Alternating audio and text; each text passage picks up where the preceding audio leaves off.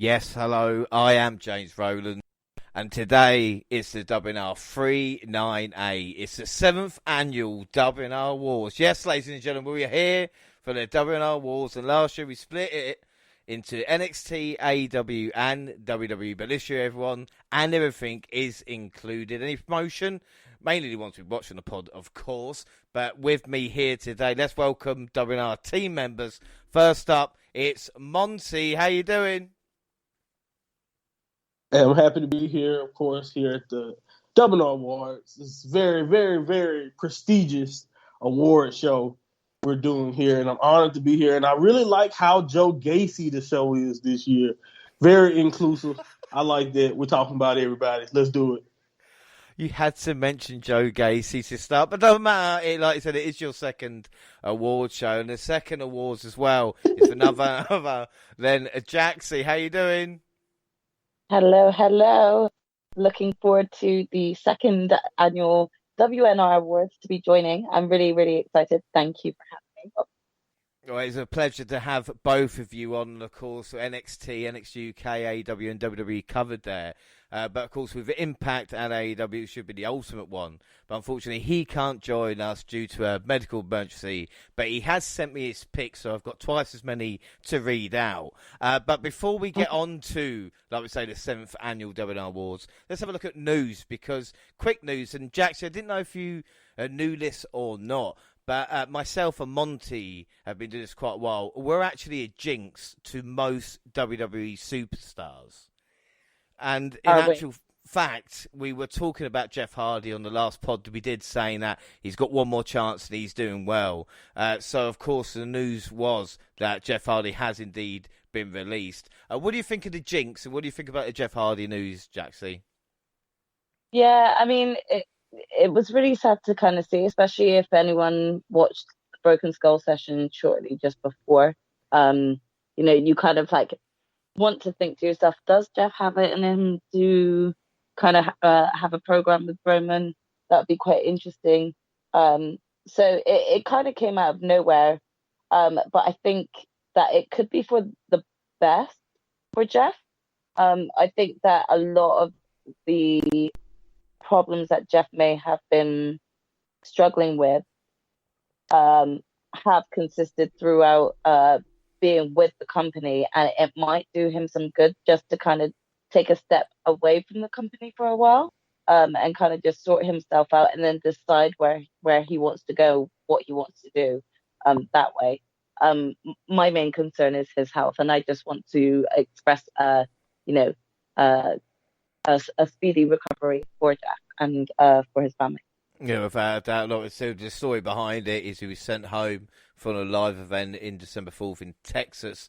He was competing in a tag match and left during the match and disappeared into the crowd, failing to return. Of course, he's maybe turned down rehab, as his brother Matt has mentioned as well, saying he doesn't need it. But like I said, the health is important things. But again, Monty, we were talking about him on Broken Skull sessions, and again, it's sad to see. But as Jaxie mentioned, his health is number one priority right now, isn't it? Yeah, that's what's most important. I think at the end of the day, it was cool. It was kind of sad to see him go, and sad to see that's probably be his last ever run in WWE, and that's how it ended. I know we all wanted him to go out the right way, or at least like you said, another program, something, and be remembered the right way as a WWE superstar of Jeff Hardy. But I don't think the thing I know, and I noticed after it happened, was just, we all love and want the best for Jeff Hardy so much to where it doesn't matter where he ends up, how to run in. The love for Jeff Hardy and the appreciation for what he has done, and what he probably will do, because we all know he's awesome, and he's unbelievably, he deserves all the legendary status that is granted upon him. And I think at the end of the day, like Jack said, we all just want him to be okay, safe, and in the right state of mind, and doing whatever it is that he loves to do.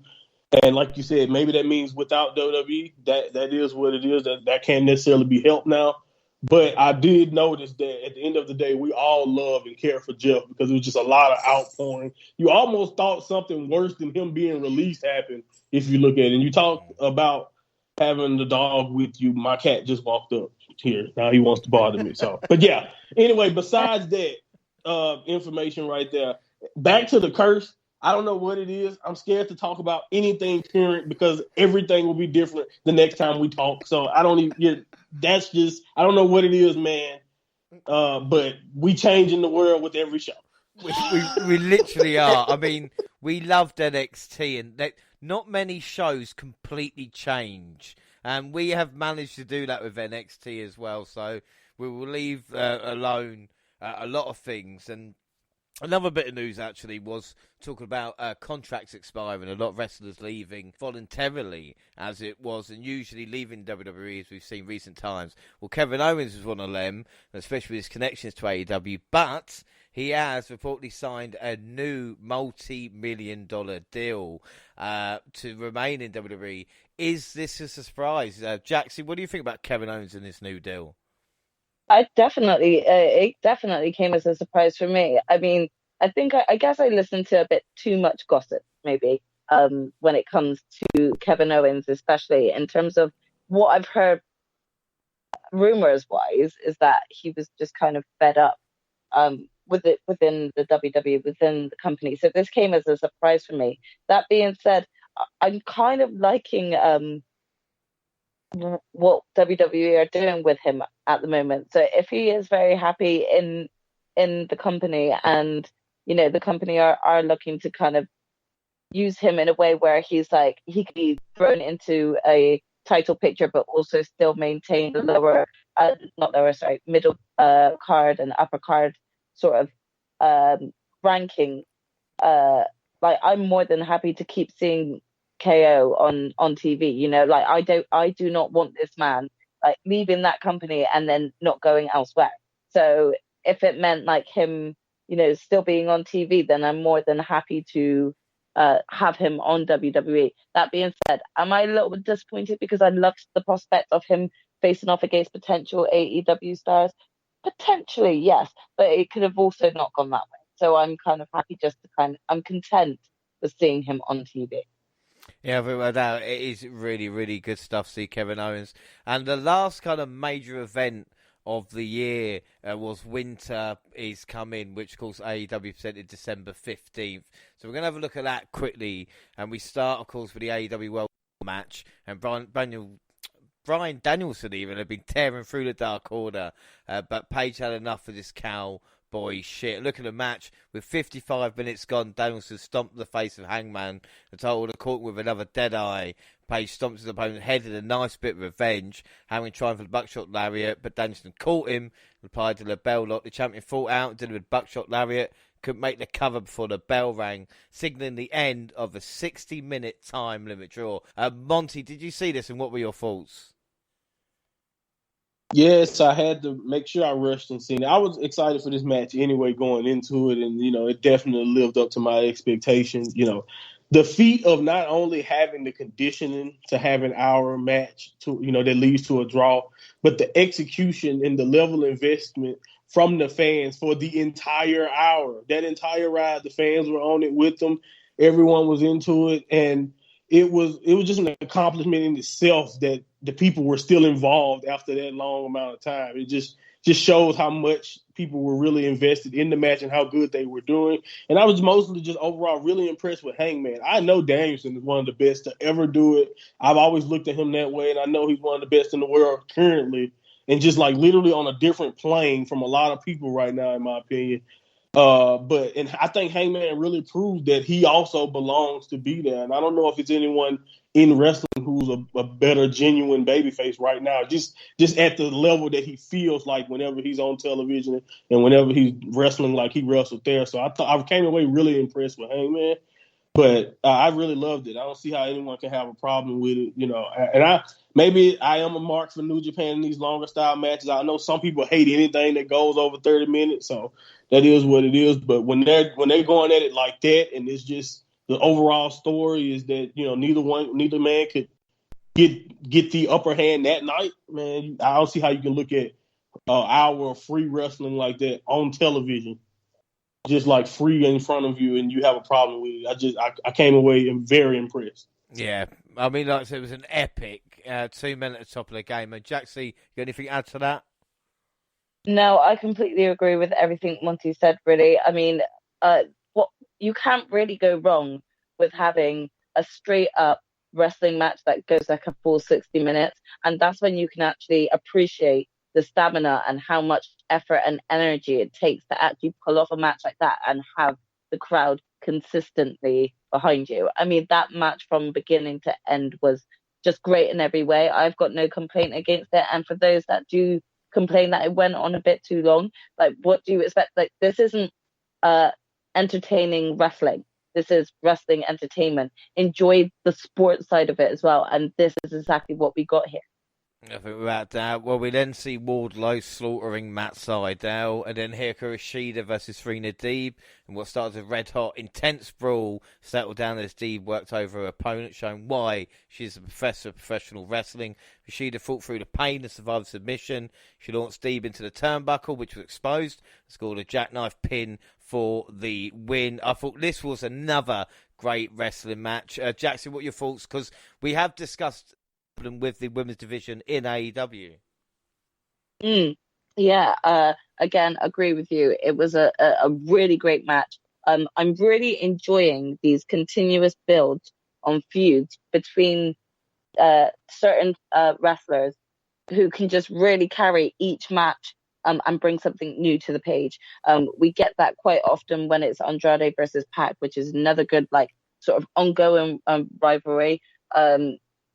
We when it came to Shida and Serena Deeb, even more so, there's just a lot more rivalry behind it, especially because of the sort of, Shida win that she didn't get straight away. I really love this epic storytelling and just felt that the match was great in itself. Yeah, credit to both, and given the time it deserved. In the main event, the Diamond Ring, Dante Martin, who looked like he was going to cry, versus MJF. We see Martin delivering a nosedive, and then FTW champ and Team Taz leader Ricky Starks put MJF's leg on a rope, breaking the pin. Distraction allowed him to recover and apply the salt of the earth for submission win. After the match, FTR hit the ring to celebrate until the arena was darkened with Sting and Darby Allin unloading, and then CM Punk coming down and chasing the Pinnacle from the ring and standing tall. And then a match was made for the Holiday Bash, which Punk, Sting and Allin versus FTR and MJF. I didn't mind this match. Monty, what were your thoughts? I think for me, though, I will say, with Dante's, dives are great, but not when your opponent has to wait and you dive over them. What do you think, Monty? Yeah, I think it was one particular one where he just basically cleared him, right? Yeah. Cleared him completely, and like all he hit was the floor, but pretty much. But yeah, I don't know what else to say. I do think that he's getting better in the ring, and I like how he's kind of has a continuing ladder of just like competition, like starting off with the Sydal series, leading to where he is now, and being in that position. I thought that was good for Dante. But MJF surviving was expected, and it made sense, in my opinion, with Starks' involvement. I like Ricky Starks. I hope they do more with him. I think he's a star that honestly could be even more important than the FTW champion. He could be way bigger than he is, and hopefully in next year we'll see more of that, of what I think that potential shows with Ricky Starks. But anyway, and I think him and Dante can have good fun together also. But yeah, this was all fine, and but to me, the whole entire show, even Shida and Deeb, I felt for them. I felt for MJF. I felt for any of them having to follow that first hour, because even the crowd kind of was dead at times, and who could blame them, if you know what I mean? Like, this was like Winter is Coming was definitely all about that match at the beginning, and that's what I kind of came away taking from it. But MJF winning here was the right decision. I think it was a good show overall, and like I said, AEW's been delivering good matches, and of course, we're building up with the MJF and CM Punk feud. And of course, we've got the rematch now with Page and Danielson. It's just good stuff. And usually we don't do it, but I think with the Christmas special that we've got coming up as well, we're trying to look at like a year review, so we'll have a promotion of the year. But I think it's pretty obvious, I'm not going to lie, like, it looks like someone's got it. But anyway, now it is time. The time and the place for the 7th Annual WNR Awards. Yes, we are going to get through this. And like I said, everything is involved. So we have got, these are the programs that I watch are included to choose for this year. We have got Raw and SmackDown, of course, NXT, NXT UK, Impact Wrestling, New Japan Pro Wrestling, And is there anybody else I'm forgetting? AEW, of course. How can you forget AEW? Come on, man. Really? Didn't you just say there's promotion? Pretty sure we were just discussing this.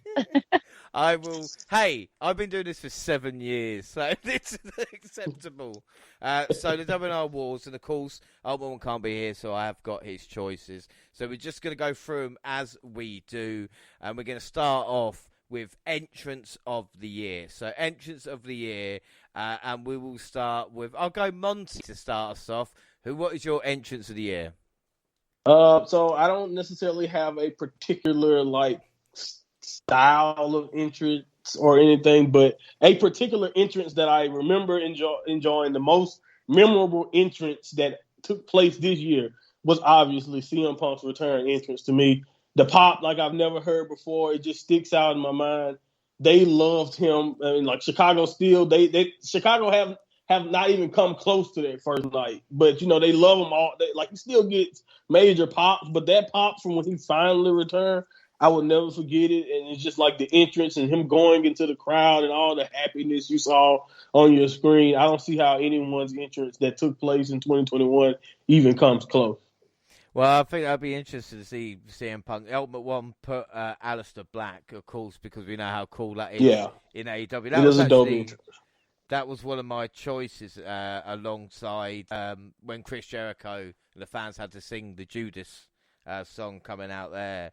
But I'm going to say my one is actually Decay from Impact, because considering how small the arena is, that entrance is so over.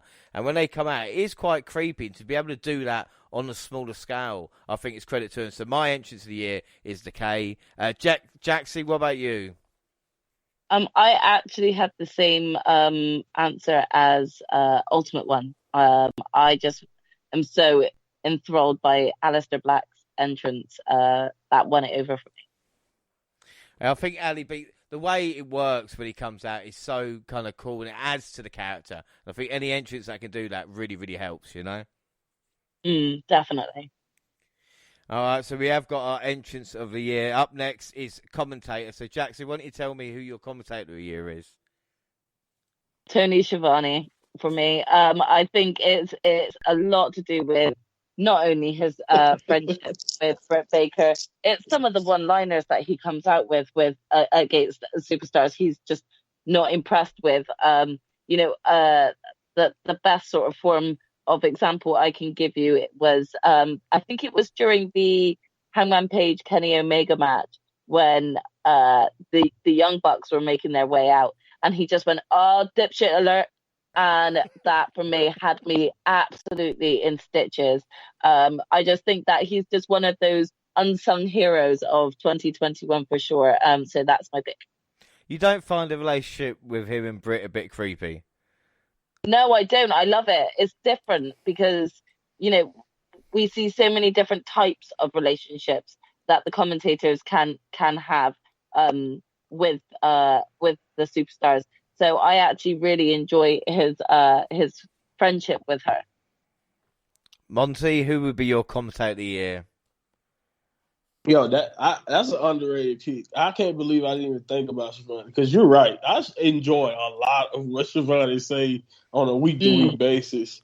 Right? He came back with he's came back with a vengeance. Like, I have to give him props there. But my commentator of the year, I don't think anyone has been better, even though I've enjoyed a lot of commentary. Like, if we were talking about a whole team, I probably would choose NXT's team that Beth just left. But honestly, Pat McAfee has been on fire. I'm going with Pat McAfee overall.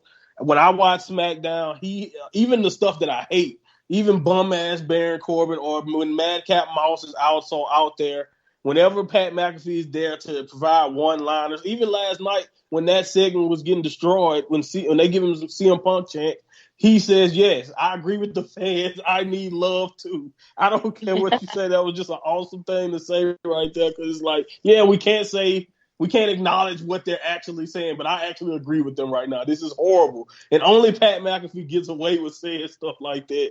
And I just love what he brings to commentary. He's a good time every Friday night. And I think he's coming to his own. Like, I never thought when he appeared to fight Adam Cole. I think that was last year. That this is what was coming out of that. But I'm very grateful for it because he makes SmackDown a lot more bearable. Yeah. Well, I think my pick this year, you did just mention her. I think my commentator of the year has got to be Beth Phoenix because, like I said, the team of NXT with Vic Joseph, Wade Barrett and her has been a pleasure this year, even when the action hasn't. And it's a shame she is leaving if you bring something different. And it's not a case of just adding a woman to the commentary team, which is a way of experience and what she could bring to the table as well. And even the relationship she had with Indy Hartwell, trying to bring her out with Dexter Luminous and everything like this, I think worked really, really well. So I think Beth Phoenix will definitely be my commentator of the year. Ultimate One picked Kevin Kelly, of course, New Japan Pro Wrestling. Monty, would you see Kevin Kelly? Does he deserve props? Yeah, I think that's a great pick also. Like I love Kevin Kelly. He's literally your hope if you don't listen to Japanese commentary. He is your hope. Like he leads you everywhere you need to know, all the storytelling, everything that needs to be, everything that may be lost through translation. I think he is literally a great pick. Well, up next is an award that we've been doing for a while. Might not make a lot of sense, but Manager of the Year, because I think the manager is still vitally important. We still dotted around, I suppose, in AEW and WWE. So we'll say, Jaxie, who's your Manager of the Year? I went with Don Callis, but not because I like him, but because of what he just kind of brought to sort of the whole Kenny Omega reign. I thought that some of his promos were funny. I thought he had some really funny segments.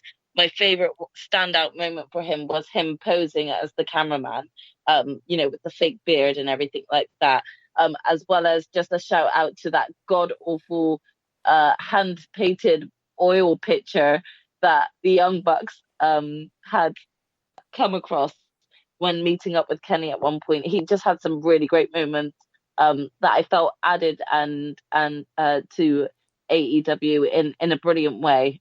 So Don was my pick. Excellent choice. The ultimate one also goes with Don Callis. Monty, do you join the two? No, I do not join the two. I like Don Callis. I understand, but no, I don't go with Don Callis. Paul Heyman is my pick. I think when this immediately when I saw this, Paul Heyman came to mind first. You know what I'm saying? I don't know why. I thought of Arn. I thought of other people. Tully, because there's a lot actually. I was actually kind of surprised until you brought this up. I didn't even think about how the manager has kind of slowly but surely came back into wrestling. So I do appreciate that. Guerrero and stuff there. Right, Vicky Guerrero, exactly. Like, especially AEW is a big chunk of a lot of these managers. But yeah, for some reason, Paul Heyman and his just performance as I don't know what is his title for Roman. It doesn't matter anymore. He got fired yesterday. Special counsel. Yeah, he's the counsel. So yeah. So he got fired yesterday. What? So he's no longer an advocate. Spoiler alert. Sorry, I didn't know that. See, come on. You got to be up on stuff, bro. Come on, man. Anyway, spoiler alert is over. I'm sorry. I'm sorry, kids. I just watched it. Okay, it happened. Anyway, don't listen to my newest pod, then. I'm sorry. Spoiler alert. Damn. Anyway, before he got fired, he was doing such a great job and doing everything that he had to do for Roman Reigns. And I don't know. I just think the way he kind of switched his whole demeanor, because, he had a formula for a while with Brock.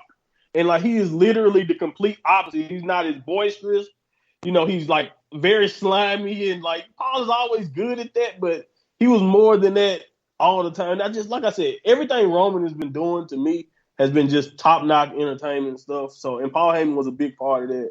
So, I thought Paul Heyman he stuck out as my Manager of the Year, even though, man, thank you for allowing me to realize that, Jackson. AEW has a lot of managers right now. Alex, who be with the Lucha Bros? Or is he just translated? Does he count as a manager/translator? Oh my God, they got managers everywhere. Okay, I'm done. That is true. No, it's very true. Well, my manager Alex actually that black eye as well. Remember, these managers are taking proper hits. Well, Sorry. my manager of the year is not from AEW. It is a guy, and this is the thing about managers, is that they need to help people that maybe can't talk.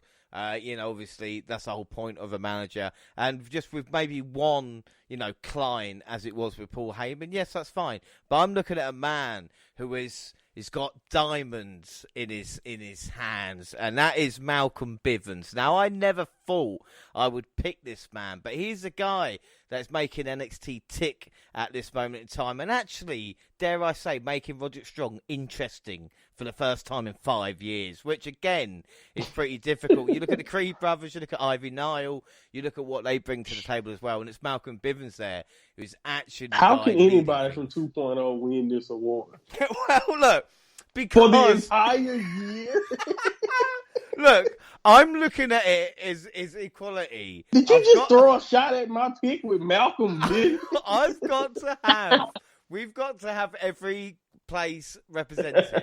All right. Okay. All right. Participation trophy. Okay. No, it's not for me. I love. Hold on now. Don't make it sound like I'm burying Malcolm, because I love Malcolm Bivens. I understand what you're saying. He's very entertaining, but you're not gonna say that like, come on, right? Of all year, the Diamond Mine really just started to pop off. Man. Aaron Paul. He was managing Aaron Paul in the first 6 months. We were laughing with him. So. Oh my goodness! So you cared about Rust? Isn't that his name, Rust? No one cares about Tyler Rust or whatever he goes by now. But that's my manager, and I stick by it. Got fired. That's what you gonna say about him? Well, speaking about after Monty's fiery promo just then, we do go to promo of the year. So, Jackson, why don't you calm us down and tell us, what was your promo for the year? Probably CM Punk. CM Punk and MJF. Those two just went hard at each other. That was great for me. CM Punk has just been killing each promo that he's cut since joining at AEW. So, CM Punk is my overall pick. Right, before Monty starts shouting at me again, I will say Ciampa was up here, because if you remember this promo he gave about the young guys coming and not paying their dues and stuff like that was fantastic. It's not my pick. My pick is the same as Jaxie's, is the same as the Ultimate One's, as Punk and MGF. The question is, Monty, have you gone for that for your promo of the year, or is there something else? It's something else. It's someone else, and I'm not. I'm sorry. I'm not a prisoner of the moment. I knew this would happen. I knew it would happen. Recency bias. We talking about 365 days, people. Eddie Kingston literally killed Punk with a much realer promo to me, and that's why Eddie Kingston wins for me. Anytime Eddie Kingston talks, it's the best promo. He's the realest dude ever, because none of his promos actually feel like promos. He's just talking to you, bro. I'm going with Eddie Kingston. Come on, man. I'm sorry. I'm not like recent people. Eddie Kingston's promo against Punk was better to me. MJF and Punk, they were fine, but they were just doing little digs, like whatever. Who cares? Whatever. You know what I mean? I'm used to that. I'm going with Eddie Kingston. Eddie Kingston had real heat with his promo, man. In all my time of certain people to get picked on, wherever it would be, the people who choose the people who watch wrestling more recently are being picked on over the people that choose to remember a year before. This is disgusting, and I will not stand for this here. You can only watch 2 weeks ago. That's acceptable, all right? It doesn't matter. Oh my goodness! Come on, man. Anyway, we move on. Finn Balor was the NXT champion in January. He wasn't. He was not. Anyway, we'll work out if he is. We'll do that on the Christmas show, but we continue with the WNR Awards. Most heated ever, and it is most improved. So, Jaxie, who's your most improved wrestler of the year? I actually put Ty Conti, and it's not just for her wrestling that I think that she's improved, but I think her promo and her speech when she's coming across and talking on the mic. I think her overall presentation, I think she's just been getting better and better. Each week we see her and progressing a lot more. So, yeah, she's my pick. That's excellent. Monty, you going for? See, Jaxie's pick is why I have 3 choices here, and I couldn't decide between them. So deal with it, Jack. Anyway, take Ty Conti, of course. I agree. I feel like she's improved. You really, literally watch her in NXT. Look at her now. You probably it's crazy the difference. It's crazy the difference in my opinion in the ring and like in every way possible. Miro, I don't care what you say. I've been enjoying Miro way a lot more than when he wasn't on television. So that's improving. He improved from when he was not even on television. Whenever they were doing the video game thing, I love you, Kip Sabian, but I didn't. That was a waste of Miro's talent because once he broke away and started doing his own thing, I think Miro definitely improved just throughout his run in AEW. He's obviously improved. And I think Bobby Lashley has been one of the most compelling people on television for most of this year. You got to think about all year, James. Like I was saying, Bobby Lashley, almighty run was one of the most impressive run, even when he didn't have nobody to fight. You know why? Because he cleaned everybody out. Let's go, Bobby Lashley. I got to support my boy. But yeah, that's it. Most improved. That's it.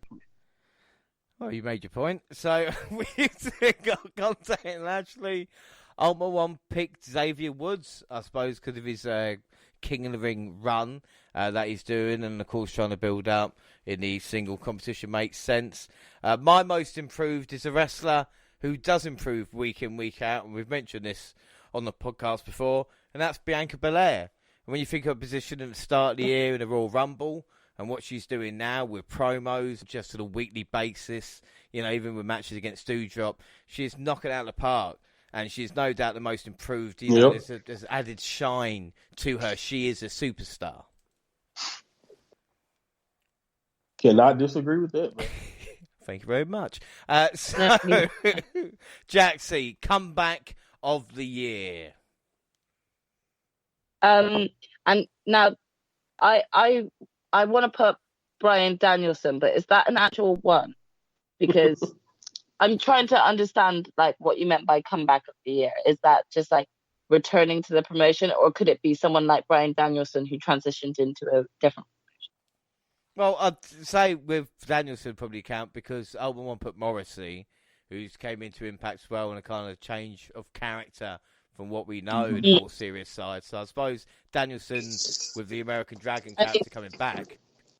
Yeah, definitely would choose him then. I mean, he's come across so well, managed to come into a new company as a face and immediately turn heel. And I just love this persona of him. I love this arrogance about him. I think he's just come into a new promotion and said, I want to do everything and anything. And he is doing exactly that. Just love everything he's doing right now. So he's my favorite comeback. No, excellent. Monty, what about you? Yeah, I put CM Punk down mostly because I just thought, I couldn't think of really anyone else who really came back from something. But I also had to put Christian down there, Christian Cage, because I feel like he's going under the radar. Like he's having a pretty impressive comeback for someone who was also kind of told he can't wrestle or couldn't wrestle anymore. And for someone, I think he had a very impressive year in two different actually 3, right? So because he actually had a match in WWE this year too, I think. So like 3 promotions this year, Christian wrestled in. So I think he had probably the most impressive, even a more impressive comeback almost than CM Punk, really. But CM Punk and Christian are 2 people I thought of. That's exactly. I had Christian down because I thought there's no one who's kind of wrestled as good as he has on the comeback. Right. It's been very underrated, though. Like, a lot of people have been talking about other stuff, but I don't know why Christian hasn't been getting he never really get that attention, though, I guess, if you think about it. Even though he deserves it. He's always the second to Edge. But, yeah, it's got to be CM Punk because that is the return wrestling fans have been waiting for X so amount long. of years. 7 years, 8, yeah. There's no other really wrestler now that can come back that, would kind of fill that void. I guess Ryback coming out of retirement, but you never know. He can stay. He can stay going. He can stay. So talking about Ryback, and if he hears me there, he'll probably block me on Twitter. So we'll go to Tweet of the Year. And Tweet of the Year, for me, this might be quite difficult because, like you said, not everybody remembers the cesspool which is Twitter sometimes, but we love you as followers. So my one was pretty simple as well. I will put the Ultimate ones first, just in case. Any lies WWE put out. So I would say, yeah, I mean, whatever. That's broad. He hates WWE. Or the lies that they put. Jaxie, can you understand that? And what's your tweet of the year, if you have one? I don't have one, but the only reason why is I must have missed that and missed seeing that one. So I can't think of one off the top of my head right this very second. So I must have just missed seeing that as a potential option. That's fine, look, because my one's quite easy. It's Cowboy Shit Day. Is when after you saw Paige win the world title and then released on Twitter that is officially Cowboy Shit Day, which is always fun. Monty? I have two for you. So I'm gonna be a little recent here because just the other day while that hour-long match was going on, Big Swole tweeted, "Damn, that match was a bleezy and a half long. If you know, you know." Because that was accurate. I agree 100%. That was very, very accurate. But also, that's a recency bias tweet because I loved it. It was just perfectly timed for me. But my actual pick is insert name has been released by WWE. That's my tweet of the year because that's literally what I saw every other month. So insert name was released by WWE is the tweet. I think that's an excellent choice, especially this year. Well, we're trying to cheer ourselves up by going, because we got holy shit moments, and of course we've got holy shit good and holy shit bad. So we do holy shit good first and foremost. So what made you go holy shit? For me, it was only one moment this year, and of course it was Adam Cole showing up at the pay-per-view, and then Bryan Danielson making his debut the very same night. Unbelievable moments. What about you, Jaxie? What was your holy shit moment of the year? Yeah, you just took the words right out of my mouth. I've got written down here the double entrance of both Adam Cole and Bryan Danielson. I mean, I don't think you can get a bigger moment than that, really, especially when they're two fan favorites. Well, we'll see, because Monty's usually goes against the grain. Who have you gone for? Oh. Yeah, I'm definitely going against the grain. Holy shit, Zack Sabre Jr.'s G1 climax was legendary. So yeah, that was. I mean, I wish I picked that to say that I watch it, but because I don't, I can't comment on that. But I'm going to take your word for it and say that. Yeah, trust me. Holy shit. Yeah, just say it with me. Holy shit. No, to be fair. Shit. to be fair, I did see a bit of Zack Sabre Jr.'s G1, and he was incredible performance. I think he wrestled more than the other guy in the tournament as well. It was like half-hour matches, talk about long matches as well. And he did beat Shingo as well, who's GP champion, if I'm right. Yes. Yes, WGP World Heavyweight Champion. I'm learning. Oh, well done. I'm proud. So, yeah, I have been listening, but that's the holy shit good. Ultimate One put Malachi Black and his debut in AEW was his holy shit good of the year. Holy shit bad. Jackson, will we have the same bad moments? Who have you gone for as bad? I actually did like more of a serious one, and that was the Lance Archer fall. Because, we haven't really seen him since. I incredibly miss seeing Lance Archer on TV. And it was one of those moments that really did make me go, holy shit, is he okay? That's true. That's fair enough. Monty? Yeah, I have two here. Holy shit, another round of releases? And holy shit. Yeah, that's the first one. And holy shit, what the fuck am I watching on 2.0? And that's it.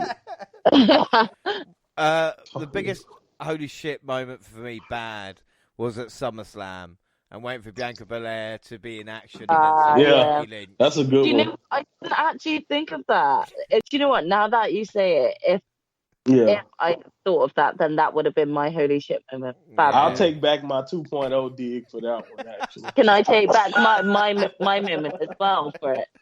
Well, that's the moment where I couldn't believe it.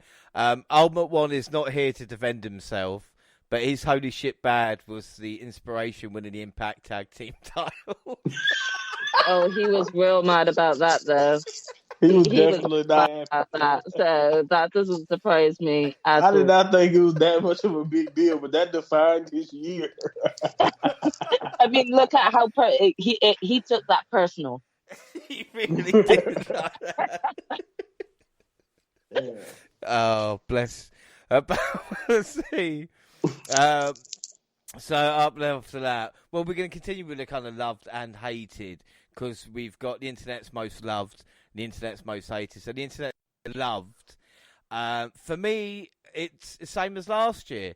It's AEW. AEW can do no wrong on Twitter. And if you think you can say something about them, then we will find you and stand you down. I think it's crazy. Jaxie, what's your internet's most loved this year? I mean, I feel like Roman Reigns, really. He can do no wrong. Everyone is just kind of... I mean, he is the tribal chief. He is the tribal chief, and everyone should acknowledge him. I acknowledged him from day one. Roman, give me a call. I'm always here, just across the pond. I didn't know if you were going to add anything to it. No, that's it. That is it. It's clear. Roman Reigns, no. That is the same as the Ultimate One's choice. Of course, Roman Reigns is the most loved. What about you, Monty? I'm going to be a little more recent here, but even before this dude even did a headlock, like, Hook was the internet's most loved. I don't know. I don't even understand it. It's a lot of hookers out here, bro. Yeah. It really is. It's a lot of hookers out here, man. But do you think I don't know what it was, but there you go. Do you think there's a lot of hookers and on streaming the cock? Do you think that's what's happening? Yes, there's a lot of hookers who are streaming the cock. I could probably say that I would be a hooker, but I'm not because I do not want to be a cougar either. And he is way too young. He's a little baby. And there's people who do not care about that. He is way too young for some of the stuff I've seen about Hook. Yeah, there were some questionable comments that made me think, what? Do you know how old this kid is? Yeah, some women do not care. Anyway, yeah, Hook can do no wrong. Yes. Hook can do no wrong. I think you're right, Hook. I mean, that debut as well, unbelievable.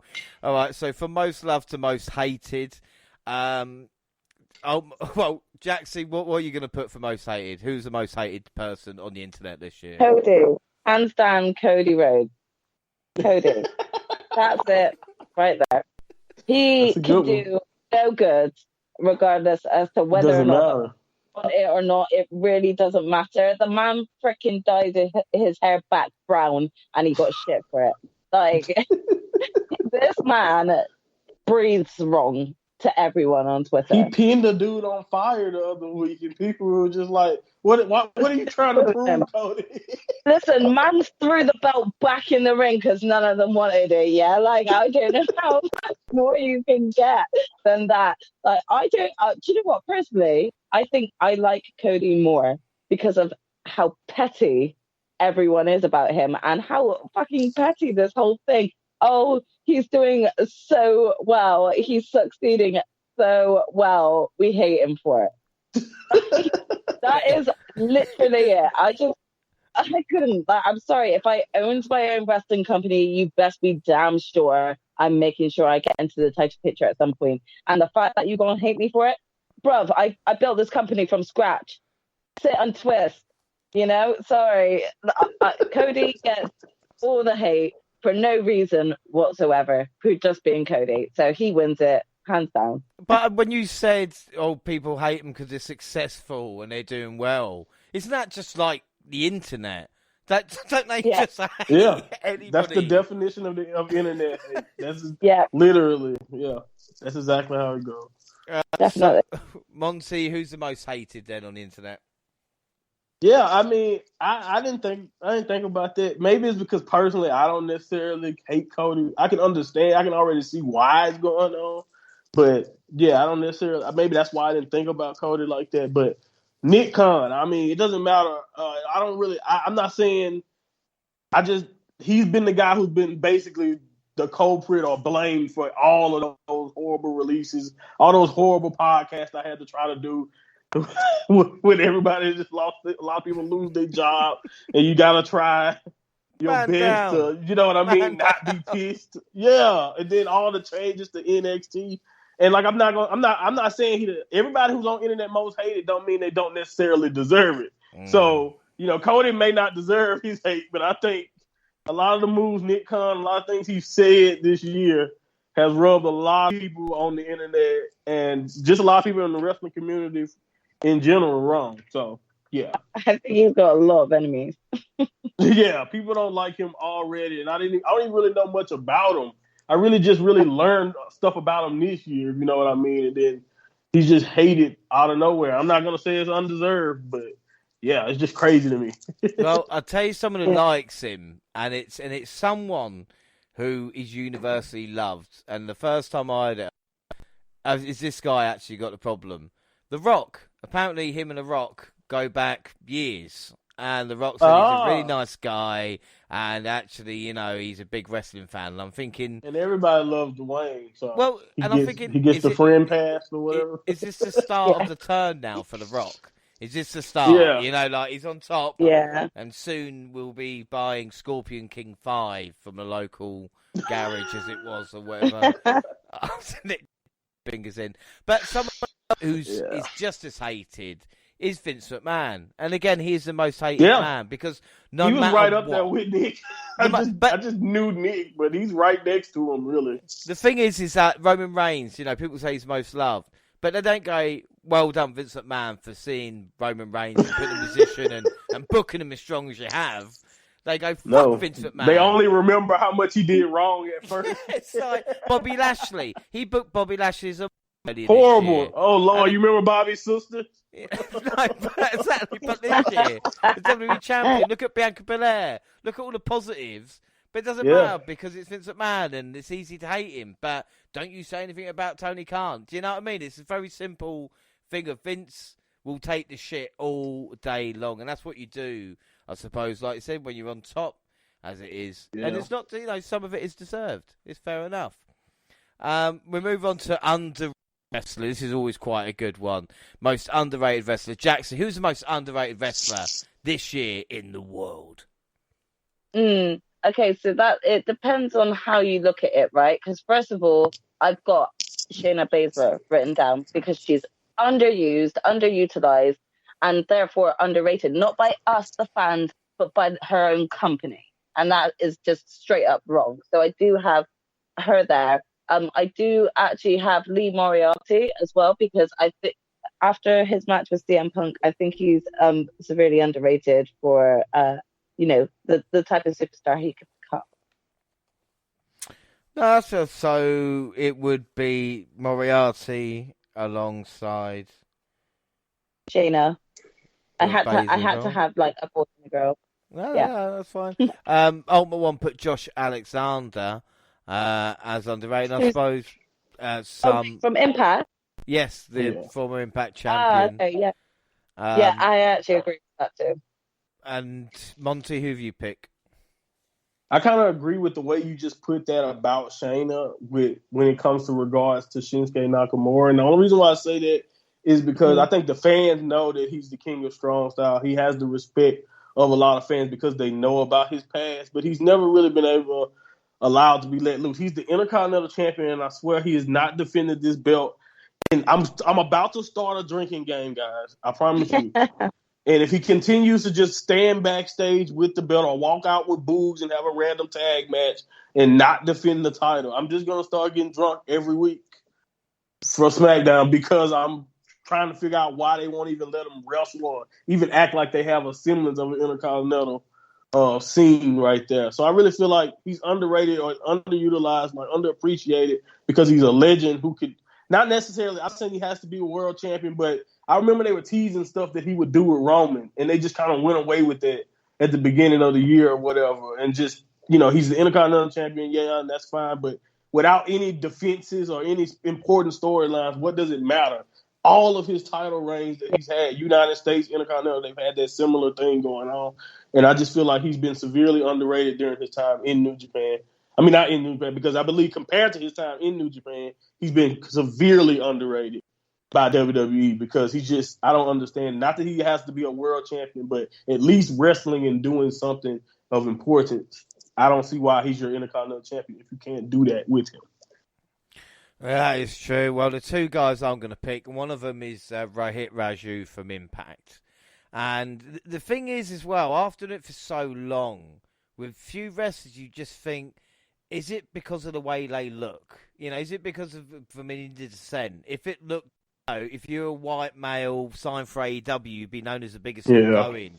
Rohit Raju is the best heel, possibly in wrestling this year, because he showed cowardice. He doesn't have to be a cool heel, but he does all the little things. He attacks women from behind, for God's sake. And it's all the little stuff that he does that makes the character. And I think he just smashed it out of the park. And is it just because he's on Impact, or is it because, position he's in? I was just about to say, I think the same thing with Josh Alexander. I think if these guys had a bigger platform, man, like, I don't see how some of these people in Impact are undeniable, but they don't have the platform or they don't get the headlines much because it's Impact almost, in my opinion. I honestly believe that, but I think that's a real good pick.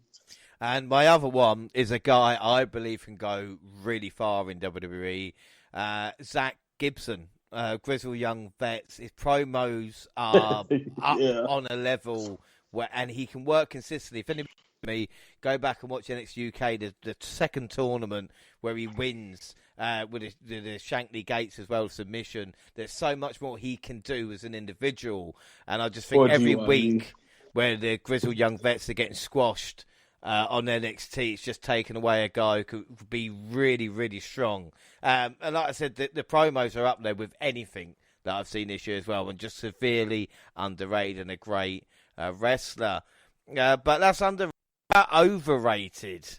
Jax, who would you say is the most overrated wrestler this year? I think we all know my answer is going to be Charlotte Flair. She just is way overrated. She has good matches, but that's no excuses to continuously just chuck the title belt on her.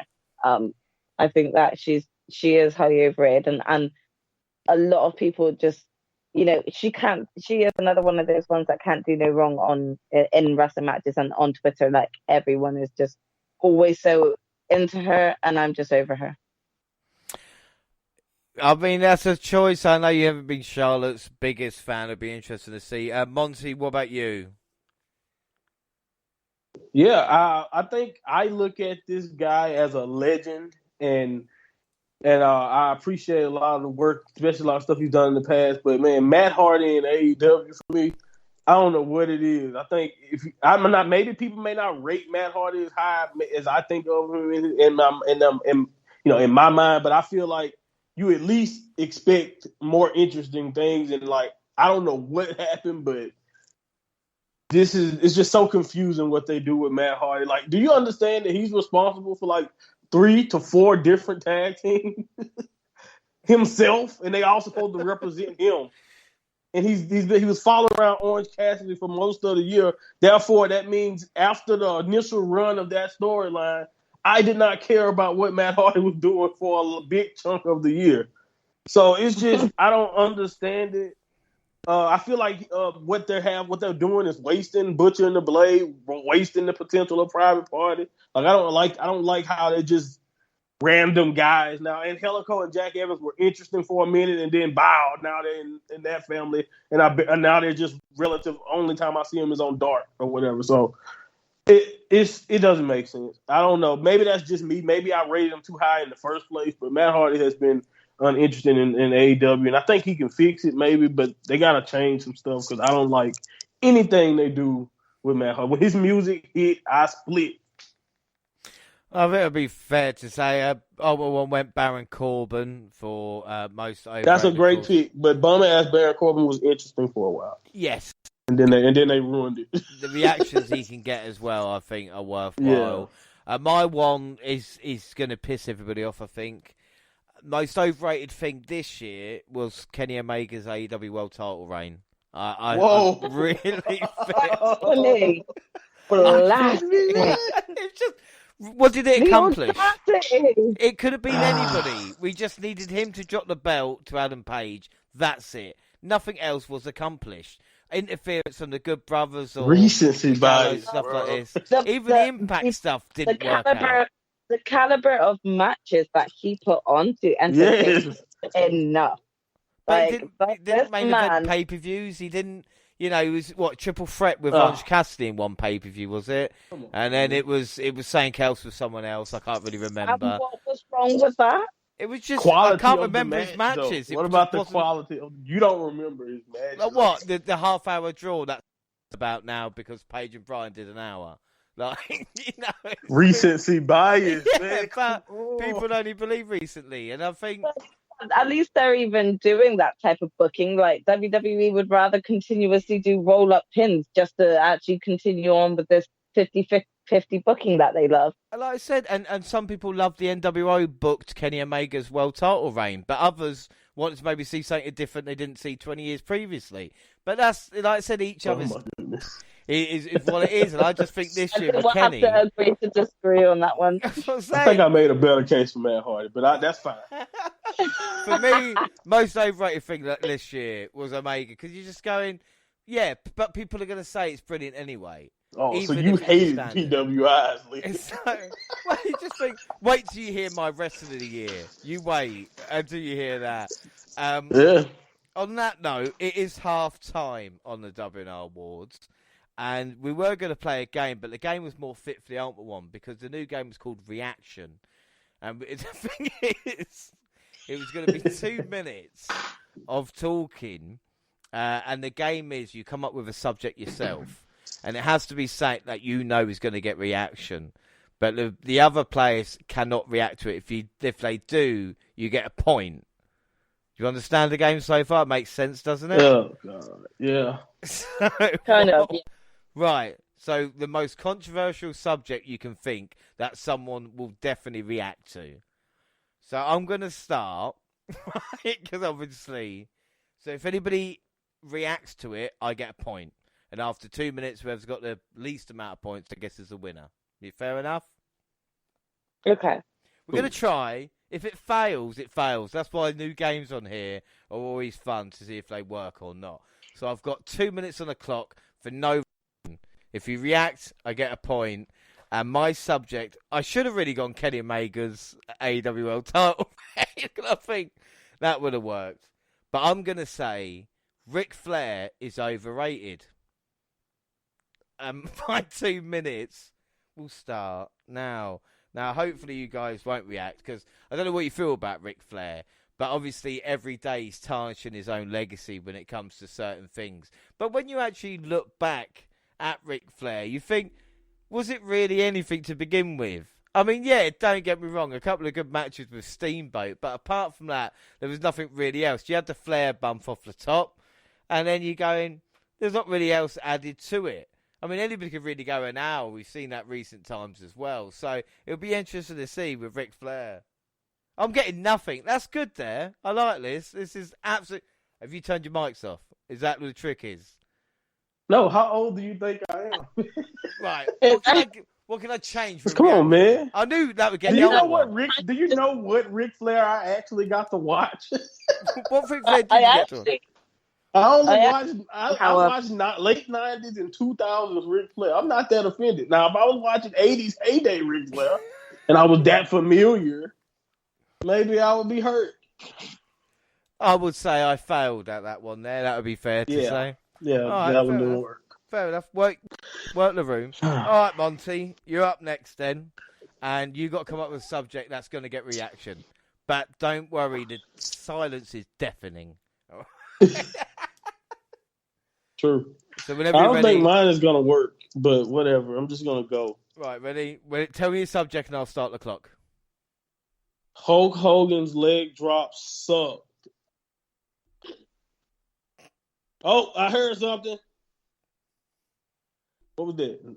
Was I tripping? I didn't hear nothing. Somebody lying. Anyway, it don't matter. Yo, besides that, Xavier Woods did a leg drop off the top rope last night that I swear was better than any leg drop I ever seen Hulk Hogan do. That's another spoiler. I forgot y'all didn't watch this show. I just forgot that fast. Anyway, besides that, the leg drop is one of the worst feelings ever. I think this is very easy, and I know this ain't really controversial to say. I mean, I could acknowledge the elephant in the room, but that's just too easy of a pot shot at this point. Plus, the Iron Sheik got me covered. He got something to say about Hulk Hogan every day, and I love every second. I try to retweet most of them as much as possible. I want to bury Hulk Hogan every day, every chance I get. I literally had my background be Booker T staring at him that time when he showed up after, that growl that Booker T had. It was perfect. It was the perfect meme to just how everybody should look at Hulk Hogan for the rest of his life. I'm sorry, I got nothing really good to say about Hulk Hogan. But Matt Hardy jumped off a cage, fucked up his tailbone, y'all, for our entertainment with a leg drop that was much better than any leg drop Hulk Hogan ever did. Hulk Hogan replaced all of him hips for one of the worst finishing moves I ever seen in my life. And I didn't get nothing from y'all, but I think I definitely got some smiles at the end of the day. Even if I didn't get nothing verbally, I heard something at the beginning. Somebody playing with me. Well, that was me because I agreed with you. As soon as you said it, come on now, that's one point. Yeah, I agree with everything you said. That's why I didn't want to interrupt. All right, Jaxie, you have got, I say 2 minutes. You've got about a minute and a half. Come up with a subject that someone has to react to. I feel like I'm not going to do very well because I'm put on the spot like this, and I wish I would have had a bit more time because I would have found something that would have been probably a lot more highly controversial. We'll try again for the 400th, and I've got one more I want to try today. Well, I'm just going to go with the obvious, which you all know is always going to come from me, which is Charlotte Flair is overrated. She's kind of been there, done that, ticked everything off her list. She has the same repetitive type of compelling argument. I'm a Flair. I deserve this. I deserve that. It's all about her. You just never know if she's like face or heel. So every sort of role that she's been in has not been anything new. It's not anything exciting, in my opinion. I just don't really think that a lot of her points when she's actually arguing with other female wrestlers, I don't think any of her points are valid. I don't agree with some of them. I think she's a great wrestler, but I think she's just put over way too much. So there's nothing left for her to do. So she bores me. So that's my compelling argument there. Yeah, well, like I said, not a bad attempt. Not a bad. Right, my last one that I'm going to try right now. It's not going to work, but we're going to do it. Why women's wrestling is boring, right? Do you ever find women's wrestling just so... Usually I'll just go for a drink or something to eat when the girls come out, or the divas, as it was. And the thing is, we don't have good bra and panties matches anymore, do we? Do you remember the time where it was all about TNA? And now what is it about? Like athletic things. Give me a short 10-second match, preferably just a couple of blondes, because we all know gentlemen prefer blondes. And I think most of the greatest women's... I don't want to call them wrestlers, because I like to look at them. I'll probably, blonde. Oh my God. I can't even deal. You did that on purpose. I can't even deal with the misogynistic commentary that's coming out right now. You have to stop. Otherwise, me and you are going to break friends, James. I I know that is not how you feel, but you just that just out of me, and that if was. it weren't for this damn game, I'll take that loss. I wanted to say something so bad. The minute he brought up from Tranchies, I was just like, I can't do this anymore.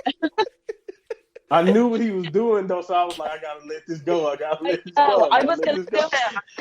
I was gonna do it, but then you got the better of me there, James. You were. Reaction. There you go. The new game. You knew that was gonna get one out of me then. Oh God, I had to work hard. Yeah, that's a good one. It's a good one. So more of that on the WNR 400, where we can come up with a couple of really horrible subjects. Man, I hope I just offended a Hulk Hogan fan somewhere. Yeah, well, I guess I'm properly offended.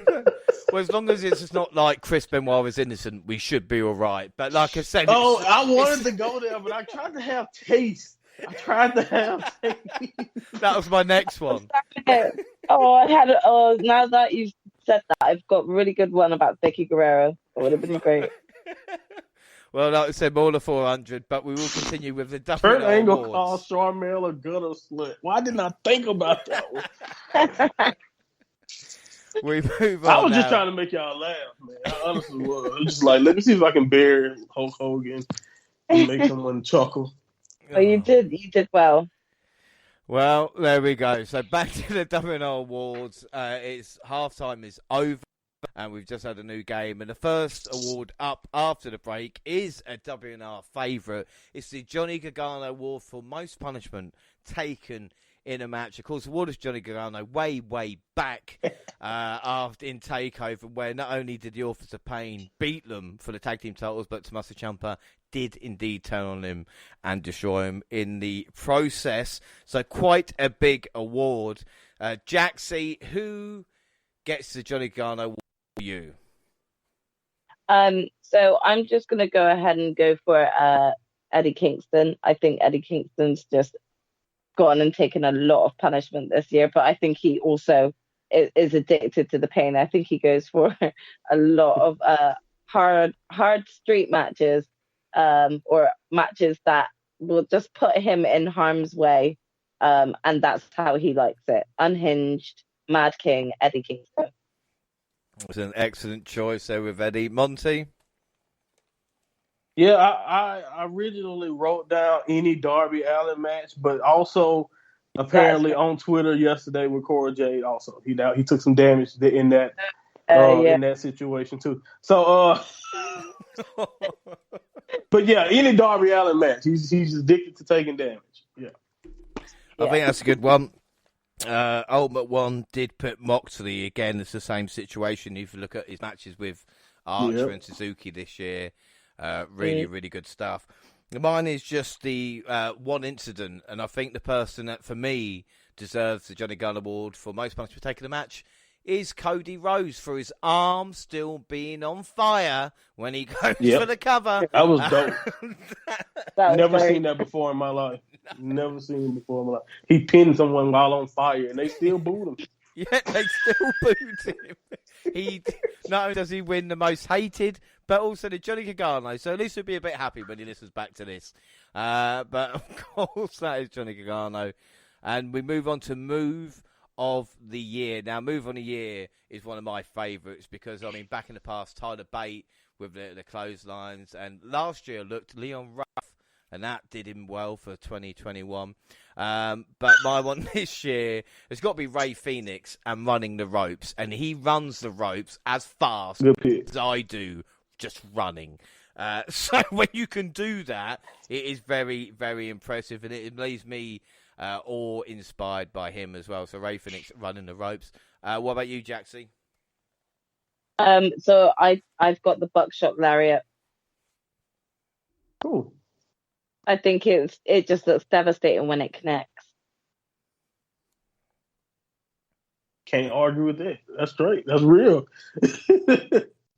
Like I said, an excellent move. Ultimate One picked the Canadian Destroyer, a move that's been around for a while and kind of changed. We've seen versions of it with Code Red as well, but the Destroyer itself, done by Petey Williams, is still a sight to behold. What about you, Monty?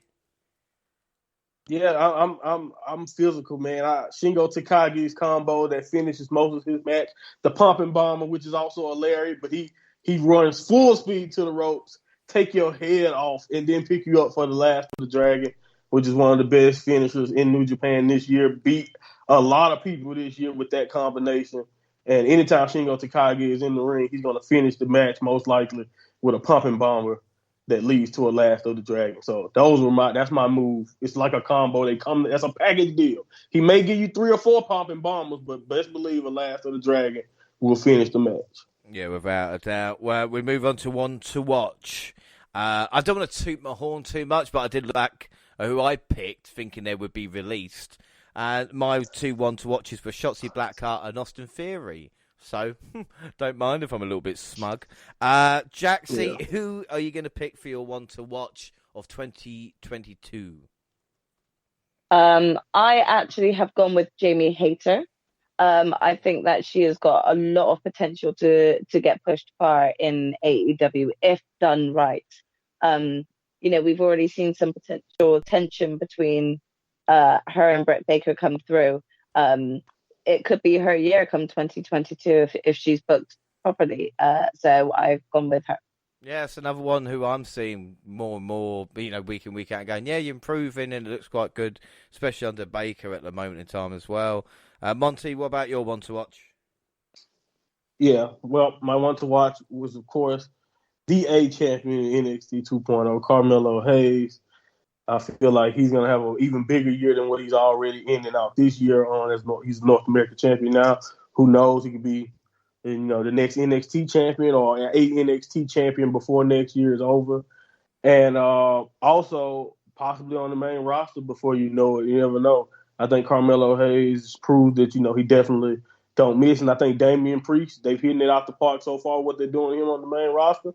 I feel like it's only up from here with Damian Priest. He can be definitely in that world title picture that we see, that fatal 4-way building, those 4 guys they building Raw around. Priest can be in that picture before around this time next year. Priest could definitely be challenging for the WWE title around Big E. So I got to think he's definitely one to watch. Yeah, I think that's nice. That 2.0 got mentioned there as well. We got one to watch for Ultimate One is called Danny Garcia in AEW, and of course Vessel in Japan as well. Very good pick. Of course Vessel CM Punk this year. My 2, one of them's a guy I've been really enjoying, Alex Coughlin, obviously New Japan Strong. The moustache for me, I'm always a fan. Look at Tyler Bate. Look at it's like, look at the history of wrestlers. But he's a guy who's built like a brick shithouse.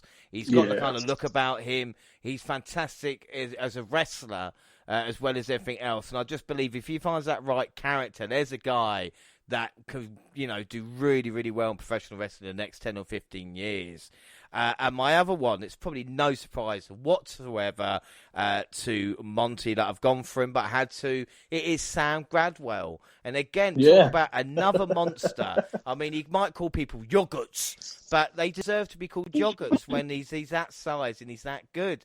And I do believe that he can come on Raw with that character and really do quite well with himself as well, Yeah, Gradwell's cool. Man. He cracks me up. I can't lie. He cracks me up. Just the other day on NXT, him and Charles Samuels, and he goes, "Come on then, you yogurt," and you get sharp, you mug. You don't get it anywhere else. And I just think with Gradwell on the main roster as well would be a hell of a fun. And we speak of one to watch. Well, what about Better Off Last Year? Who is in in a better position? I mean, probably about 80 wrestlers. But Jaxie, who are you saying was better off last year? I actually put Shayna Baszler and Drew McIntyre. I think that even though Shayna wasn't in any more of a better position than she is right now, at the same time, at least she was a tag champion with Nia Jax. She's now like kind of just Sonya's hired muscle, and Drew McIntyre is chasing after Happy Corbin and his little protege because they stole his sword. They were both in such great position. Drew McIntyre was in a much better position.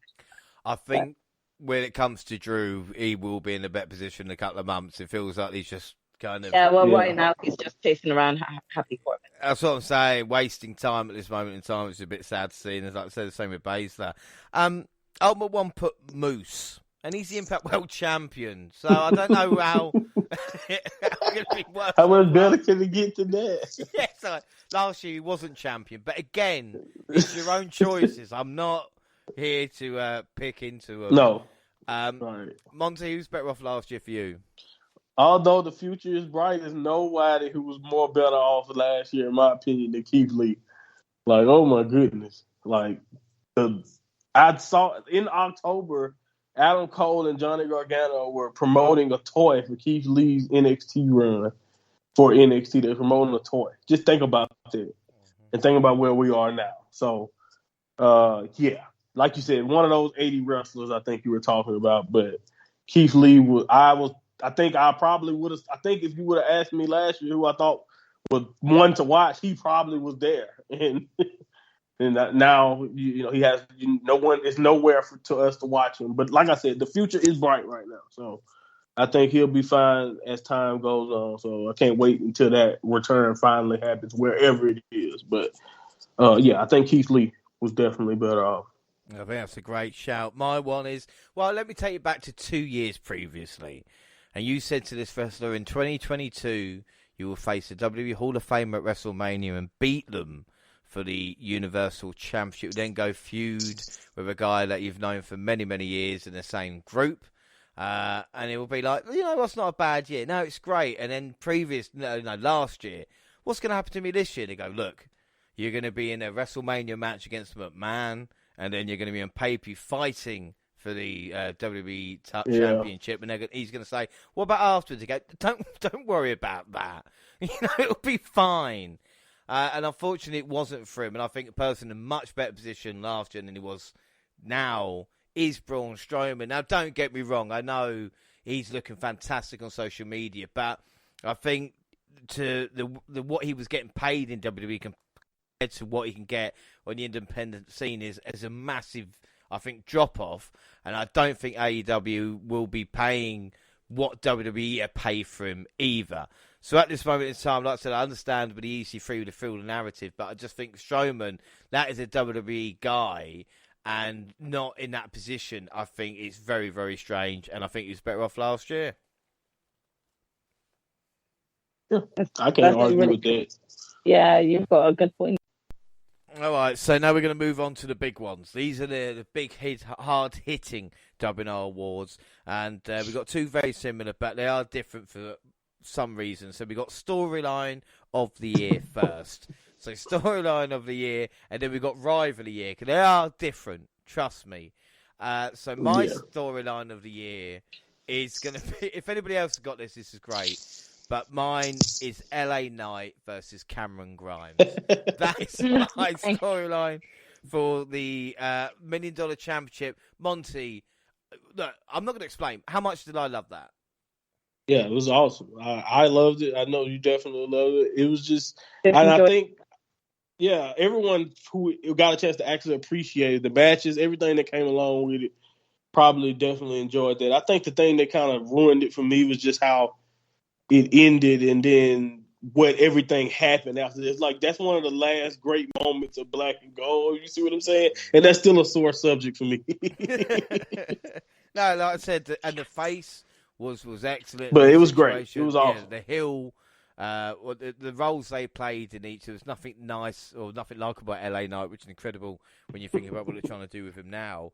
And Grimes, and both men, the whole point of a feud, or this is the storyline, is for both men to be in a better position once the storyline is over. And that's exactly what happened with the... It's not their fault then they got booked shit afterwards. It's where they were at that point. Both men started off mid-carders and ended as main eventers, in my eyes. And that's the storyline that definitely paid off. Jaxie, what are you going to say storyline of the year? I actually put Hangman Page's sort of whole storyline, kind of like his redemption, really. That's what I called it. Like, him kind of going on a real downer, excluding himself and, like from his social network and his friends, and then coming back and actually getting that win. So I put that as the storyline of the year. That's an excellent choice. I agree. I think that's the storyline of the year. I don't think you can tell the storyline of this year in wrestling. You can't even talk about AEW without mentioning that story that they've been telling with Hangman, throughout these months that just culminated, at Full Gear. So I think it was one of the best stories that has been weaved together in wrestling in a while, and I think you can't tell the story of this year without mentioning it. So I think it's a good pick. That's my pick storyline of the year too. Yeah, I will say that is excellent. That is one of the choices on there, alongside. Like we said, we had a few of them as well. Reigns versus Brock was the Ultimate One's choice, of course, with the storyline involved there as well, and very similar. Yeah, very similar to rivalries and storylines, because Omega, the belt collector, and also Omega, sorry, not Omega, with Will Ospreay being the real champ as well. They're involved with storylines there, so that's not too bad. But rivalry of the year, for me, there's only one. The Ultimate One put Alexander versus TJP, which delivered a fantastic Iron Man match on TV, which is really, really good stuff. Jaxie, who would you say is your rivalry of the year? Okay, so I'm going to go with, this is just very personal to personally my choice, not a fan favorite maybe, but my rivalry of the year is Britt Baker and Thunder Rosa. I can't get enough of watching those two, and I'm itching to see this rivalry continue and ultimately accumulate in a title change between the two women. I just love what they've both brought. Yeah, I think without that, like I said, the matches that they have is just magic, and obviously we're waiting for that pay-per-view encounter to really like the touch paper as well, Mm-hmm. Definitely, I agree with that one. I thought since it hasn't really culminated, I thought that I saved that one, but I definitely think it's a good pick. But I couldn't think about this year without thinking about like a rivalry. When I was thinking about Edge and Seth Rollins, I thought everything they did, every match that they had was almost perfection. And I think you can look at those matches and put them up against anything anyone else did this year. And anytime Shingo Takagi and Will Ospreay have ever fought, it's been great. But this year, over the world title in these specific circumstances, even though the year kind of threw a monkey wrench in a lot of that, but I think I cannot mention rivalries without mentioning Shingo Takagi and Will Ospreay, and just anytime they're in the ring. And I'll talk more about Shingo as we continue. But Edge and Seth Rollins was definitely one of the strongest rivalries. I think you can put their matches up against anything that happened this year. And I don't see how you can tell me it pales in comparison, if you see what I'm saying. I thought it was some of the strongest stuff WWE did this year. Oh no, those three matches are fantastic. Like I said, the Madison Square Garden, the setting of them as well. SummerSlam, Madison Square Garden, of course, like we had Hell in a Cell as well. Really stuff. But I think my rivalry of the year has got to be, like we talk about, it's really weird because this year we've had, for me, two stories and two rivalries that have bled into the other year. We've had Paige and Omega, of course, AEW, and for me, Volta versus Ilya Dragunov. And the storyline of Ilya having to get the job done, and going against this big bad and thinking he can't do it, and this monster within, and everything behind it, and even the way he won the match, just kind of killing Volta as it was, just not snapping his neck, was fantastic for me. So I've got to say that is a rivalry of the year between these two, because I could watch those two go all day long. So we'll move on, and this is quite a big one now, of course, with AEW. Tag Team of the Year. Jackson, who is your Tag Team of the Year? It's got to be Lucha Bros. The matches that they've just been continuously putting on this year has just been an amazing presentation of what exactly it is that they can do, and the skills and the talent that they both possess as individuals, as an ultimate tag team, even as a trios tag with Pac. They always amaze me every time they come out. They have this commanding presence, and overall they've just been just showcasing themselves so well. They have to be that. Yeah, I think they have been, for me, the best tag team of the year as well. I really enjoy watching Lucha Bros. Of course, the cage match for the Young Bucks. It's just everything that they've done has brought together, especially Penta and Ray Phoenix, and what they can do in the ring individually and then together as a team. I think for me, are my tag team of the year as well. Monty, do you agree? Yeah, I agree 100%. I wrote them down. The only other team that even came close in my mind was really the Usos, but I was just like, well, when Jimmy kind of showed up midway, I think through the year, because like it was only Jay at the beginning, I'm sure. So like, so I was like, okay, well, I can't do that. And the New Day been off and on also, so it's like, okay, well, you gotta. I don't see anyone else like the Young Bucks can get mentioned, but the Lucha Bros, in my opinion, definitely overtook them and just showcased top notch and still showcasing it all the time. Every week, when they come out and that match is coming on, Ray Phoenix is about to do something absolutely unbelievable. Their timing is going to be impeccable. Sierra Miedo is coming. So at the end of the day, it's just a whole experience every time they're out there, and it's always enjoyable. So I love the Lucha Bros. I have no problem with them being the tag team of the year.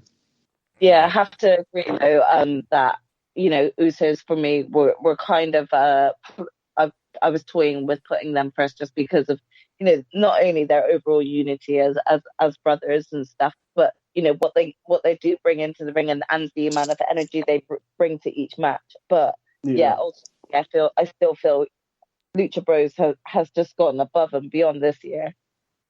Yeah, I think with that, I think you got to agree. Like I said, Lucha Bros and AEW have been the best tag team. Usos in WWE, and that's why, of course, the Ultimate One went FTR as his tag team of the year. But that's fine. Like I said, they've been doing really, really good stuff. Very good, and should be up there within the top 5 at least.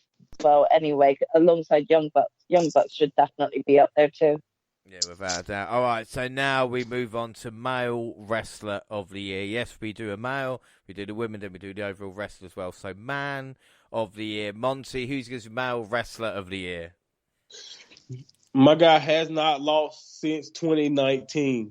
The Tribal Chief is the Man of the Year, man. He's undefeated, just unstoppable. No one is even coming close. Like I said, some of the most compelling television. The only thing that WWE, for the most part, has not screwed up is the presentation of Roman Reigns. Even when things don't make sense, like, other than like really the Finn Balor moment, that finish, I don't really think I had a problem with anything they've really done with Roman for a while now. And like, to kind of hear Chicago give him that love when like just the other night, another spoiler alert from last night, he got a lot of love from the crowd. So like, yeah, like hearing that and hearing him get appreciated like that, like somebody, because he was never the problem. Anytime you had people booing Roman Reigns, they can say whatever they want. I don't think Roman was ever the problem. How they presented him, yes, but they have finally knocked that out of the park. This man is undefeated. I don't see how anybody else can be the Man of the Year other than Roman Reigns. Jaxie, do you agree or disagree? Yeah, Roman was my choice as well, that I've got written down. First of all, I just have to say, another spoiler alert, he looked damn sexy last night. It was those facial reactions. It was the way he got out the other side of the car. Like, that dominating presence. I'm here for it. Like I said, Roman, give me a call. I'm free.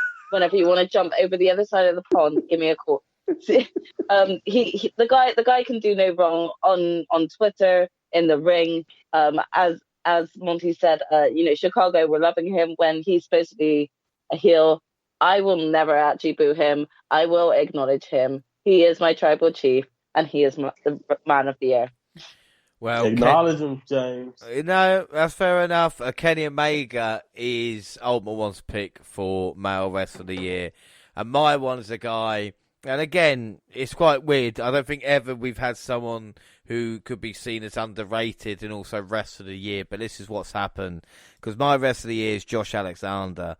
I think there's another guy that I've seen have a better wrestling year than him with what he done with the X Division Championship. I thought this was Man. Okay, that's fine. What's TJP? Is this Man or wrestler?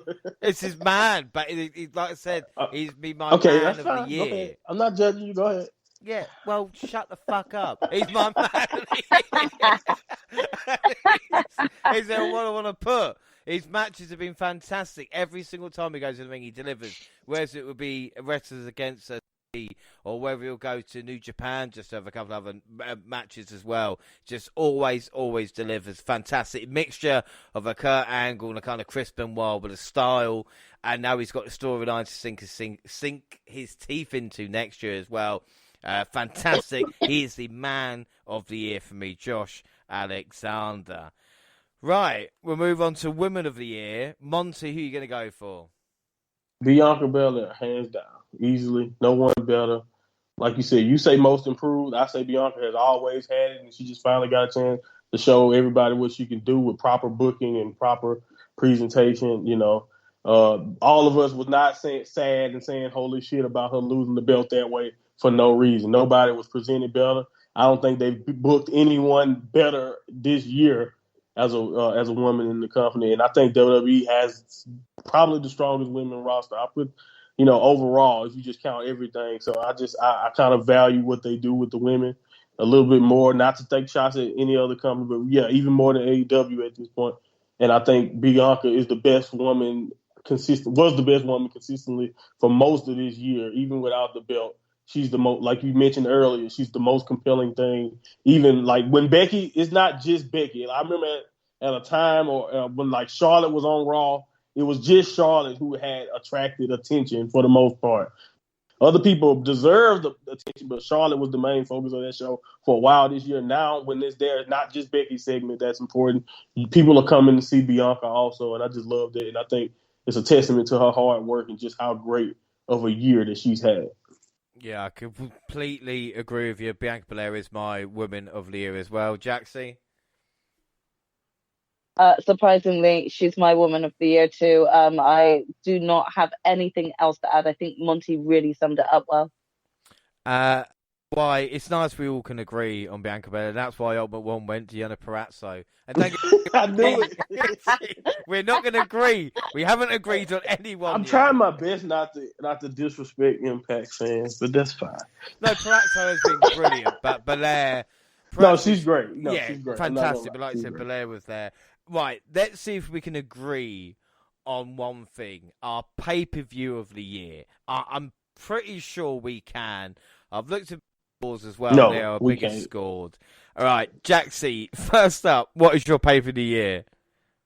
All Out AEW. Yeah, right. My one is All Out AEW. Ultimate One is All Out AEW. Monty, Yes, it is down to you. WrestleMania 31 Night 1. Yeah. Are you actually serious, Monty? I don't have recency bias. I enjoyed that night. I was drunk as hell and everything went perfect. Bianca became champion. She beat her with a braid. It was beautiful. Come on, man. I don't care. I don't got recency bias. And also, I'm just going to be honest. It would be all out. It would be all out. But I didn't actually buy the pay-per-view. I was cheap. I'm sorry. I didn't buy that one. And I should have, but I honestly didn't buy it. So AEW fans, come destroy me. I don't care. If I didn't watch it, I can't say it's my pay-per-view of the year. I'll put Full Gear above it because I actually watched it. Right to actually give you shit. I'm giving them the rights to give you shit because that is probably the pay-per-view you should have paid for. WrestleMania 31 Night 1. Let's travel back in time, people. It was an exciting night. It had a rain delay. Ain't nobody else have a rain delay. I never thought WrestleMania 37 would be All Out. Drew and Bobby Lashley was fucking slipping in the water. Oh my god. Bad Bunny. Bad Bunny killed it, bro. Benito. Wow. I am. Monty, y'all have no appreciation, bro. Y'all recent. You have shot I knew me, it. fair play. I was ready for it too because I knew everyone was gonna say all that. I'm like, bro, I did not buy this pay-per-view. I could not say it's the best, and if I didn't watch it, I don't care if it was the best. Wow. Y'all got lucky, and y'all, of course, the one pay-per-view I don't buy is the best one. Screw off. Now I just feel sorry for you, Monty. You didn't actually watch it alongside the rest of us and enjoyed the epicness that was All Out. You missed WrestleMania 31. That might be my favourite moment of the WNR Awards. I'm saying 31 for some reason. I don't know why. 37 part 1. I know. It doesn't matter the number. You know what I mean? My God. So, no, we're not going to agree on the awards. We've only got 2 left now. So, the penultimate one I would is not be converted. Match of the year. Jaxie, what is your match of the year? So I don't know if this is going to be a popular choice, but my match of the year was the steel cage match between the Young Bucks and Lucha Bros. That was one that I really woke up my neighbors on both sides, being in the UK. I definitely woke them up. I could not contain my excitement, and I could not control it. Well, some couldn't be bothered to watch the pay. No, it's a phenomenal match. Like I heard it was a good night. In a cage match for those half hour was fantastic. What a match that is.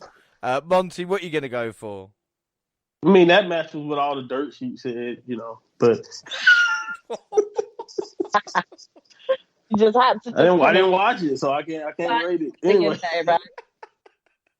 Walter versus Dragunov was easily my pick for the match of the year. But I ain't going to do this without mentioning Ospreay and Shingo from Wrestling Dontaku in Japan. Look it up. Anytime Ospreay and Shingo fight is better than any match you've probably ever seen. Go check it out. And Bianca and Sasha Banks. I mentioned it earlier. I was drunk. She hit her with a braid. It's weird. It was loud, too. It's weird. You've picked Walter versus Aya, but you mentioned Shingo versus Ospreay. Shingo versus is the Ultimate One's pick for match of the year. And my match of the year, I don't think it's any surprise. It is Walter versus Ilya Dragunov. And like I say, watch it. Before you bring it, just watch it. And then if you don't like it, that's fair enough. But watch it first, because it is the match of the year. Without a doubt, in my mind. In your opinion. In my mind, it is. But the thing is, what makes it such a great match and why this should have been for Paige and Omega. But it wasn't, because you had to build up to that match as you did with this one. A year and a half, couldn't get the job done against him. Finally waiting for this moment, and he delivered it. And like I said, in a 5-star epic as well, and the hero wins. That was me done at this point in the year. And like I said, for me, match of the year as well. So finally, we have got overall wrestler, male and or female, can be both, I don't mind. Who is your overall wrestler of the year? Jaxie, we finish, but we start with you. So this is probably going to be one that annoys you, but my overall wrestler is Kenny Omega. Every single match that he was part of. Your man of the year wasn't Kenny Omega. No, it was Roman Reigns. Yeah, but surely your overall then should be Reigns, not Omega.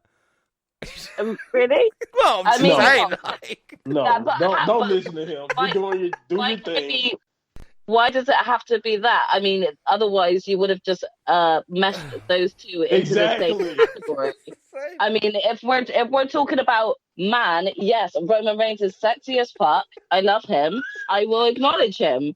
Wrestler of the year. If I'm talking straight up wrestling matches, overall, he in terms of like just the level of matches he's had, the excitement that is brought and things like that. Yes, wrestler of the year, Kenny Omega. I will have 2 separate choices. Thank you. It's fine.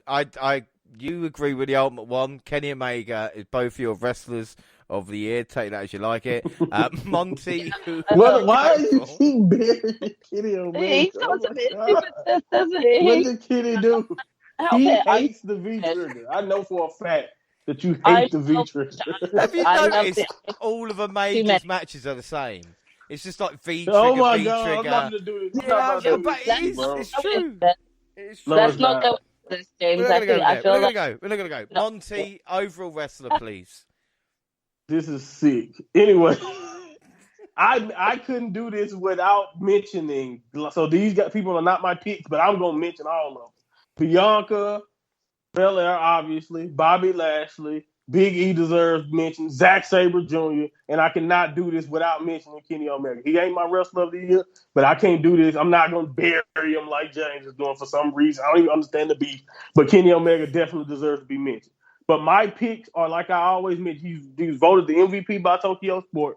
Shingo Takagi. The only thing, if you just want to review of New Japan in 2021. Just type in Shingo's name on New Japan World and watch every match he had this year. He has been that type of guy. It just doesn't matter what he's doing. I'm serious. Any important match, especially these title matches that he's had, specifically with Ospreay, specifically with Okada, specifically with Zack Sabre Jr., check those out. Even with Ishii, also another classic match. But anyway, Shingo Takagi is definitely my pick for overall wrestler. And I can't mention this. My other pick that I couldn't decide between is Bryan Danielson. No one has wrestled more. Both promotions. If you go all the way back to his farewell match, before his farewell match, I think the triple threat at Mania, the match before that, I think to get in that match, then his farewell match on SmackDown, and then everything he's done since he came to AEW, basically wrestling every week that he possibly can, stretching everybody out, having some of the best matches, just taking over the world by storm in two promotions. By Minoru Suzuki. Right, exactly. Exactly. Bryan Danielson has been doing his thing through multiple promotions, and I don't see how you can doubt him as overall wrestler of the year candidate also. So him and Shingo Takagi are both my wrestlers of the year. Well, my overall wrestler of the year is someone who, at the Royal Rumble, not only showed out, but actually, won the thing. WrestleMania main event the very first night, main evented it, came out with a championship, had the holy shit moment at SummerSlam, was Soul Survivor Series. There's no doubt, person I've been the most impressed with overall this year, it ain't Kenny Omega, it's Bianca Bellaire. Overall wrestler of 2021, and much deserved, I will say. So that is the 7th annual WNR Awards. How do you guys feel? First off, Jaxie, what do you think about the choices and the overall theme? Because at some time it got a little bit heated. Well, I mean, it's definitely been a very insightful awards tonight. Finding out that you've got some form of issue with Kenny Omega has actually brought out the protectiveness inside me towards Kenny Omega. So we could be, approaching some really interesting territories going forward. I'm interested to see how future discussions are going to uphold. Monty, you may have to play witness. I ain't seen Jack. No, I'm joking. No, I don't. Even if we did get testy here, I mean, we're gonna defend picks. James loves riling people up in the first place. I don't even know if you believe everything you say, but you know what? I hope you do, because that makes all of this much funner. Do you understand how much fun the show is when you get to yell at somebody and it don't matter? We talking about wrestling. I don't care about any of this like that. But anyway, no, I think James definitely knows my how to put some certain points on me now. Well, I mean, the misogynistic pitch he took. I mean, come on now. How can you not want to punch anybody who say that? It's easy to say, low-hanging fruit. Yeah. But no, he was MJF in us. He was MJF in us. Yeah, he was. That was a real MJF moment. Well, it'll be interesting to see how the next year, as we say, will we forget everything that happens in the first couple of months and just August onwards, or will we see what happens there? Will it be a joint one next year? Who knows what happens? But what we do know is that is it for the 7th annual WNR Awards. And don't forget, across all social media, if you do not agree with us at all, you can obviously speak to Monty and Jaxie, but leave us alone. We're at the WNR Podcast or at the WNRJR. Where can they find you if they want to complain about your picks? Monty, we'll start with you. Yeah, if you want to complain about my picks, you can find me at Kiss My, you know what? No, I'm just playing. At My Monty Pod. At My Monty Pod, you can tweet any grievances you had. I will politely ignore all of them. So there you go. Check out my newest podcast, though. I'm asking you to do me a favor now, all of a sudden, right? Just talking big and bad. Listen to the show, man. I'm breaking down Wrestle Kingdom because James didn't give him that much love to New Japan. Y'all don't know much about New Japan, obviously. Just come listen to me. I'll come educate you. Alex Coughlin, Come he learn was a little in there. something. He was in there. He gave one strong shout out and he wants some love. I'm not listening. I ain't hear one Shingo Takagi love or nothing. And that man been blowing people's head off for like 12 months. But anyway, it don't matter. It's all cool. Follow me at Mind Monty Pod. Check out the Mind Monty Podcast on anywhere you listen to podcasts. And yeah, this was always fun though. I'm giving you a lot of shit because that's also fun. For you. Jaxie, where can they find you? Yeah, if you want to come and complain to me, and I will politely ignore you too, you can find me at Jaxie Scarlett on Instagram and Twitter. Excellent. Double also on Facebook and Instagram. Of course, all good platforms. Send us an email at doublepodcast@gmail.com and YouTube, Double Podcast for all latest clips. Podcasts at the same time. Usually do SoundCloud on your phone, also Spotify and iTunes. We can download, subscribe, rate, and review there. So that is it. Our next episode is the WNR Christmas special, and it's a year in review with Monty and Jaxie. I bet you guys cannot wait to do this all over again. But until then, I've been James Rose, and I was joined by Monty and Jaxie. Thanks for listening, everybody, and bye. Adios.